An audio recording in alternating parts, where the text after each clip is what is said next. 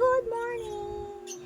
Another day, another vlog. For today's vlog ay wala lang. Wala lang, ngayon ay December 29. Ilang tulog na lang, New Year na. Kayo po ba ay napapaisip na kung anong ihahanda sa New Year?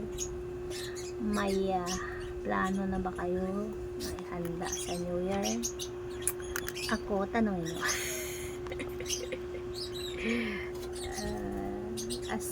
As of the moment, nag-iisip ako ng dalawang isip ko nga handa o hindi. Maghanda o hindi. Kasi usually, pag New Year, maraming handa doon sa taas. Doon kay mami. Yun lang yung time na magsama-sama kami doon sa taas. As a borders nila. So, ang lagi kong inahanda pag New Year ay yung fruits, ay yung prosperity ball daw, at saka syempre yung hapunan na lang namin. Yun lang usually. Pero ngayon naisip ko yung 12 kinds of fruits na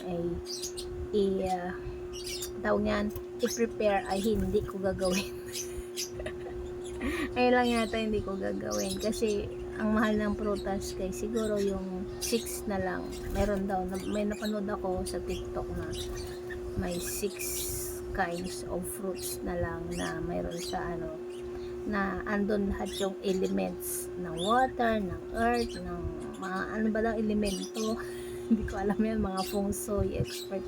Ako sunod-sunuran lang maano ba naman kung may maniwala tayo o hindi, basta nasa puso natin yung something parang pang good luck or pang salubong sa New Year. May ganun tayo, something in our mind. Huwag niyo nang pansinin ang aking buhok kasi talagang kulot na mayroong napanood ko kasi lang, pakwan, ano ba yun, apple, grapes, either chico or ano type, yung kulay kiwi at saka orange ba yun? Basta 6 lang yan na fruits.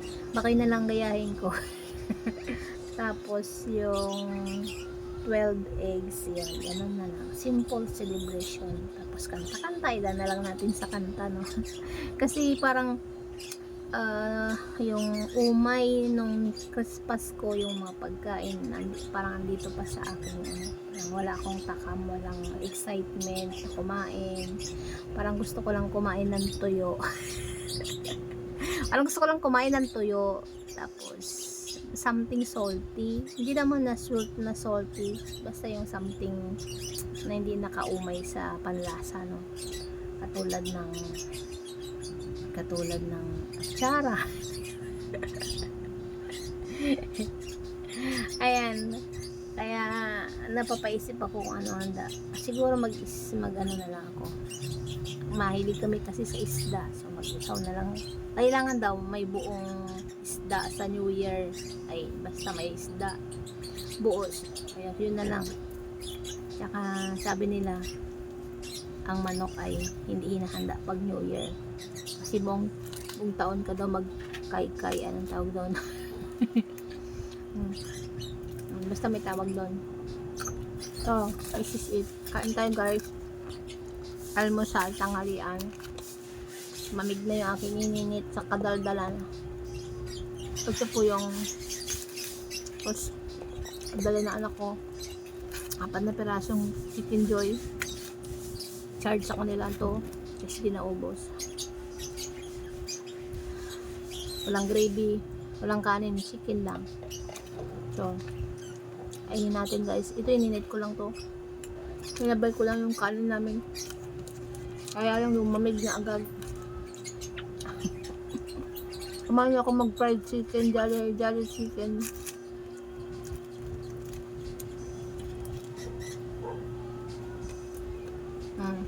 Lagi ako nakikitang kumakain. Ang sarap. Food is life.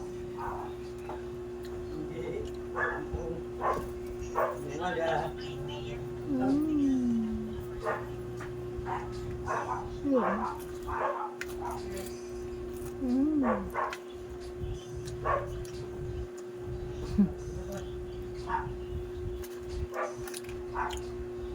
Yun lang guys, napaisip ako sa gusto ko maglaga ng talbos ng kamote. Nilagang okra.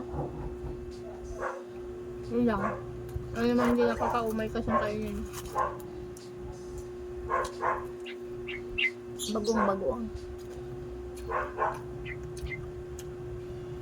Masarap sana yung binagoong karne. Kay Bicol Express. Ay. Sarap yun, no? Bicol Express. Sarap.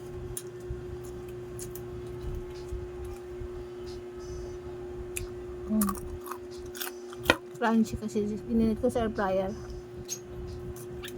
Kala nito rin na itong dumating.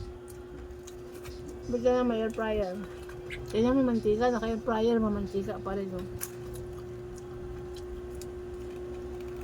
Kulasang Jollibee pa rin. Wala lang sausawan.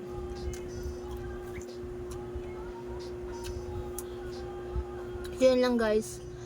Ang babati lang ko ng advance Happy New Year. Huwag nyo napansinin si Madiskarte, no?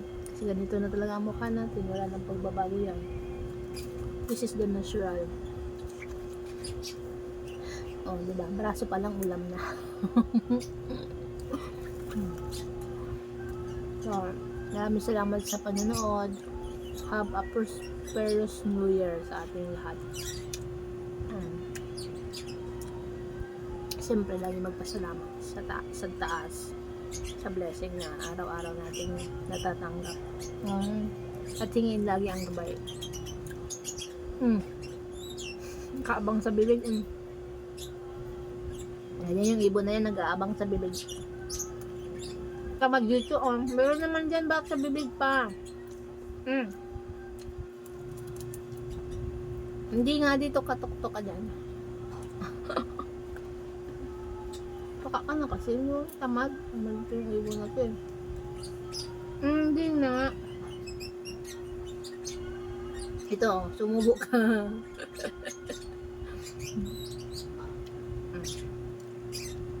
Ay, malaki yan. Ay, may ilunukin niya naman yan lahat. Hindi mo mayan malunok. Ang tinakbo na. Bahala ka nga. Bulunan ka dyan. Kaya mo na laging pinigipin ng pakain niya. Malaki yan. Ang babay na guys, makulit yung babuling ko yun. Ang laki. Ay, nilunok niya. Hindi nga habol. Adun ba yung ibon? Ang laki ng ngala-ngala. Lagi may saging. Masarap saging yung ulam.